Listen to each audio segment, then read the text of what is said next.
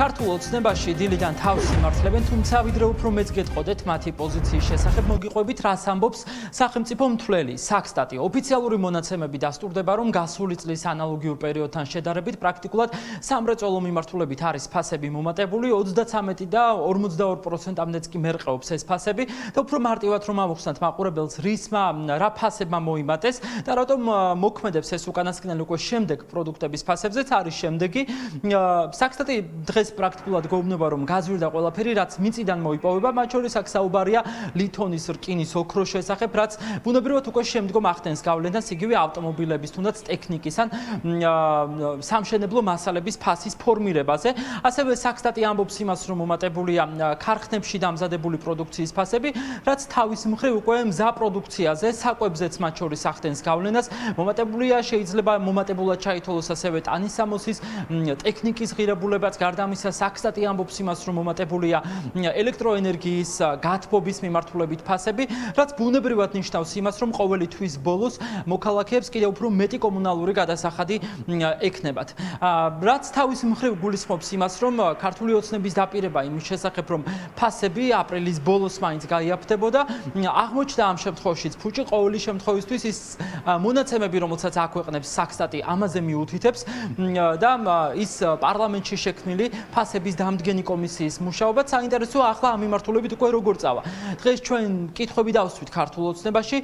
ნაწილი ამბობს, რომ სწორედ ამ კომისიის მუშაობას უნდა დაველოდო და შედეგი აუცილებლად იქნება.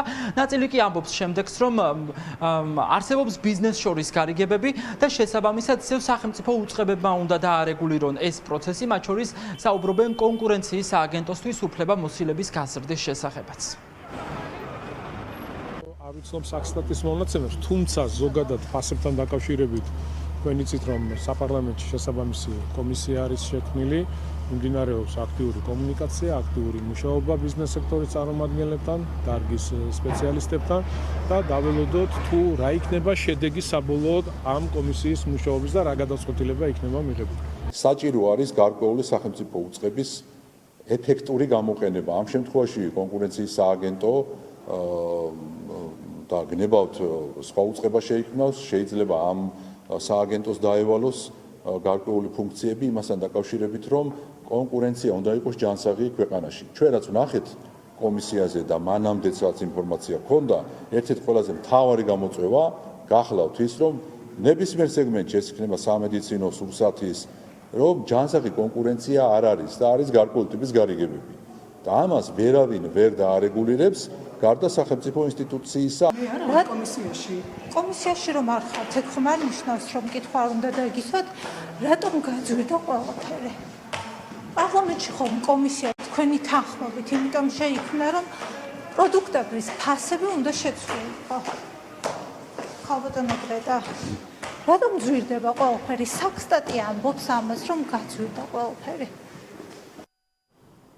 მოკლედ დაასკვნა საქსტატის დღეს გამოქვეყნებული მონაცემებიდან არის შემდეგი, რომ როდესაც ძვირდება სამრეწველო მიმართულებით ფასები, ეს ავტომატურად აძვირებს საკვები პროდუქტების ფასებსაც. არადა ამ დროს ქართული ოცნება თვეების განმავლობაში ამბობდა, რომ აპრილის თვე მოქალაქეებისთვის გაცილებით უფრო მსუბუქი იქნებოდა ამ მიმართულებით და ფასები დაიწყებდა კლებას. რა უნდა გაკეთდეს ამის შემდეგ, როდესაც უკვე სახელმწიფო მთვლელი ამბობს, რომ არა თუ იკლებს, არამედ იმატებს ფასები. ჩვენ აზრი ვკითხეთ ეკონომისტებს, სწორედ დარგის სპეციალისტები ამბობენ, რომ ახლა ყველაზე გონივრული იქნებოდა თუ მაგალითად საწვავზე მინიმუმ აქციზი შემცირდებოდა, ასეთ შემთხვევაში შოკური ეფექტის დაჭერა შეეძლებოდა ხელისუფლებას. თავად ეკონომისტების მოსაზრებაც არის საინტერესო, ისინი ამბობენ, რომ ფასების დამდგენ კომისიას ამ დღეს არსებული მოცემულობით მუშაობის აზრი ეკარგება ამ კომისიის მუშაობას, რადგან ისინი საუბრობენ მათ შორის გარე ფაქტორებზეც, რომელიც გავლენას ახდენს ფასებზე. ამბობენ, რომ ეს ჯერჯერობით არის დასაწყისი და იმ პირობებში, როდესაც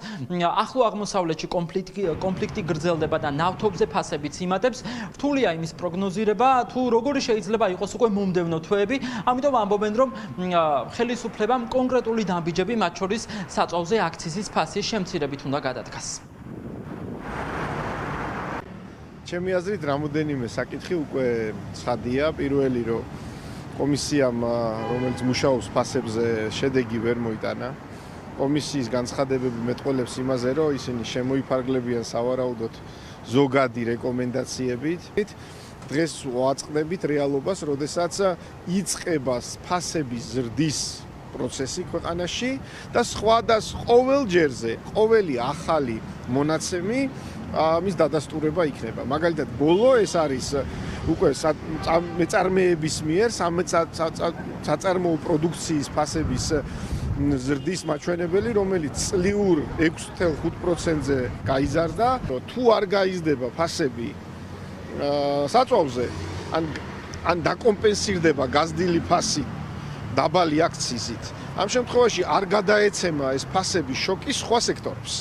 და ჩვენ ვიცით, რომ ყველა სექტორზე გადადის ეს სოფლის მეურნეობაზე, ვაჭრობაზე, ლოგისტიკაზე, მშენებლობაზე და შესაბამისად ამ შოკის შეჩერების რესურსი იქნებოდა ეს. ეს მნიშვნელოვნად განპირობებული არის ზოგადად მნიშვნელოვნად ნავთობპროდუქტების და ზოგადად ეგზოგენური ფაქტორებით, რომელიც რა თქმა უნდა ჩვენს ეკონომიკაზე მოქმედებს და პრინციპში ეს მოსალოდნელის იყო. ამას დაემატა, რა თქმა უნდა, ბოლო პერიოდში ელექტროენერგიის ტარიფი, რაც რა თქმა უნდა ამ ინდექსზე მნიშვნელოვანი ზეგავლენას ახდენს. თვიურ ჭრილში თუ საუბრობთ, ამან მნიშვნელოვანი გავლენა თვიურ ჭრილში მოახდინა. წლიურ ჭრილში უფრო მნიშვნელოვნად არის ნავთობპროდუქტებისა და ეგზოგენური ფაქტორების ზეგავლენა აი ამ ინდექსზე. ვითომ მუშაობა და საქმიანი იმიჯი, რომელსაც ეს კომისია ქმნის, ამას ფასებთან არანაირი მნიშვნელობა, არანაირი კავშირი არ აქვს. თუ ვინმეს და თუ სახელმწიფოს მართლა ფასების შემცირების მიმართულებით ნაბიჯების გადადგმა უნდა, ამ მიმართულებით კარგი იქნება, რომ აი მაგალითად პლასმასთან დაკავშირებით რეგულაციები რო შემოაქვთ, აი ასეთი რეგულაციები არ მიიღონ, იმიტომ რომ ეს კიდევ უფრო გაზრდის გაზურებულ ფასებს. მთავარი ამ მიმართულებით, რაც არის ეროვნულ ბანკს შეეკითხოთ, რატომ ბეჭდავს ის ამდენ ლარს და რატომ უშვებს ეროვნულ ვალუტას მიმოქცევაში ასეთი რაოდენობით. ქართული ოცნება გვირჩევს, რომ დაველოდოთ, თქვენ მოისმინეთ ეკონომისტების შეფასებაც ამ მოლოდინის შესახებ, რომ ისინი სკეპტიკურად უყურებენ ფასების დამდგენი კომისიის მუშაობას და არ აქვთ მოლოდინი, რომ ამ მიმართულებით რაიმე შეიცვლება ქვეყანაში. მათი მოსაზრებებიც და რეკომენდაციებიც მოისმინეთ, ამიტომ საინტერესოა თუ გაითვალისწინებს რომელიმე მათგანს ქართული ოცნების ხელისუფლება.